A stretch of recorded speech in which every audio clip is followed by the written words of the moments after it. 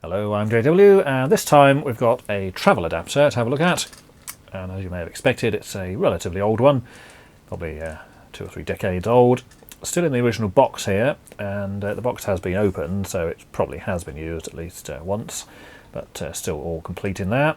And this is made by a company which we've come across before, and just have a look on the bottom there. You can see it's that Fittall Products of Larne, Northern Ireland, and it's the same Fittall Products that made that Fitall plug, which I've done a video on before, and that's the one where you can sort of pull out various pins so it can fit into a whole variety of different socket outlets.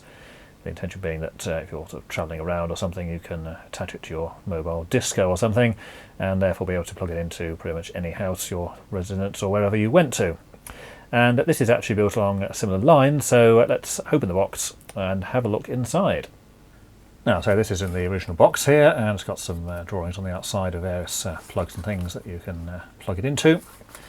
And claims to go for the plug in the world, as it were. It's got the majority on there, so sort of Europe, Great Britain if you happen to have round pin jobs, the bladey ones for North America, and of course the blade at an angle for Australia and New Zealand, and of course etc. Whatever the hell that's supposed to mean. And on the picture there you've got the usual suspect, so basically a razor, possibly a hairdryer, but unfortunately, as we'll see, that's not desperately practical. And on the side here we've got the original price label, £3.95 from Woolworth. Woolworth don't exist anymore in the UK, and not sure when this was actually purchased, but £3.95 does actually quite a lot of money, in fact, because this is probably sort of 1980s, I would have thought. And that's certainly relatively expensive, considering these days you can probably buy a similar adapter for sort of 99 pence on eBay or something. And inside the box we've got the adapter itself there, and also the original instruction leaflet. Yeah, so the box just has that insert in there to hold the things in place. Instruction leaflet's just printed in black and red, and of course it goes to all of the various different things you can do with it. Most of it's pretty obvious though, so it's not a hugely complex item. And if you have a look at the bottom here, you can see the details of the company that manufactured it. And as we've got here, it's Traveller International Products Limited, Coast Guard Road, Larne in County Antrim, Northern Ireland. And if you look on the box, it actually says manufactured by Fittall Products Limited, which of course is that one that made that dreadful Fitall plug, which I've shown in a previous video. It's not entirely clear whether they changed their name to Traveller International Products, or whether that's just another company which they just happened to use the name of. But in any case, it's obviously the same place, same phone number and everything else, so there you go. And notice on this case they've put Fitall with 2 T's, and as we saw in the other video, they've probably didn't intentionally want that, because on some of their products it only has 1 T, and some of them it has 2, so there you go.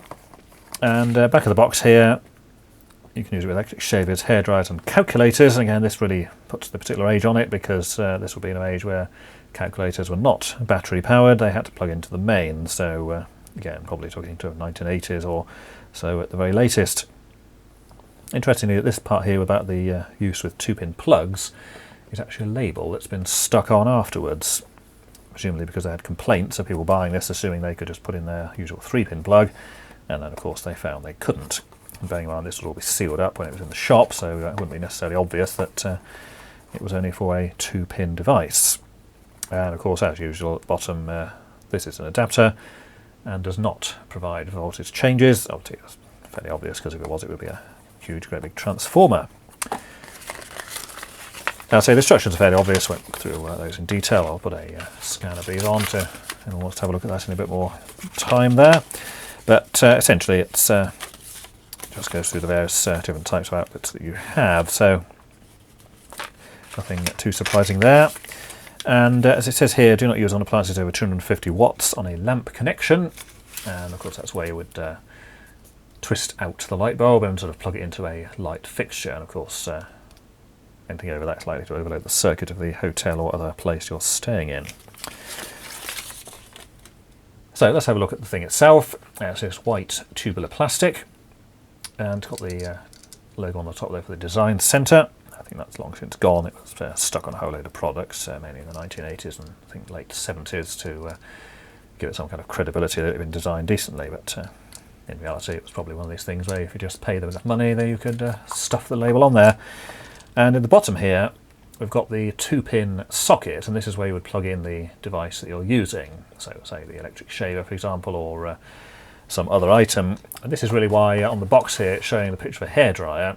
It's not really going to work because certainly in the UK you're not going to have a 2-pin plug on a hairdryer. It's going to be a 3-pin BS1363, and bearing in mind those have been in use for, well, certainly since the 1940s, and certainly by the time this was made it was probably going to be the very common standard. So realistically this is only going to be useful for electric shavers, your plug-in calculator if you happen to have one.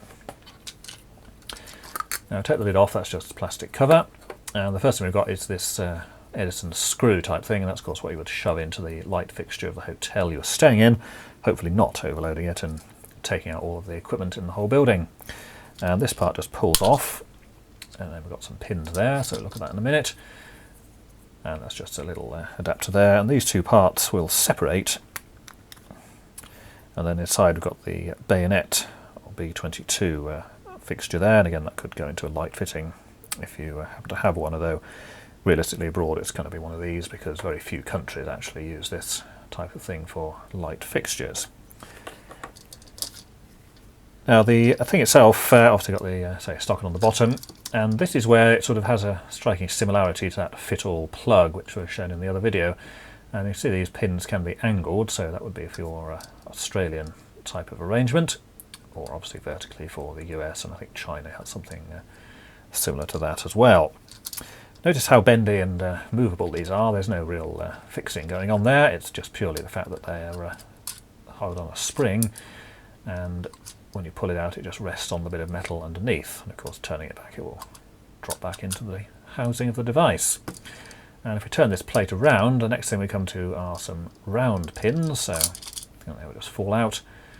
And as with the other plug, these just twist in position and basically screw in, and then they're reasonably solid. I mean, that's not too bad. Certainly a lot better than those flat ones.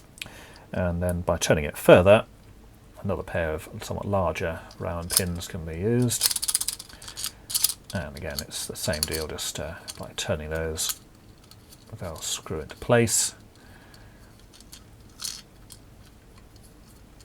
eventually.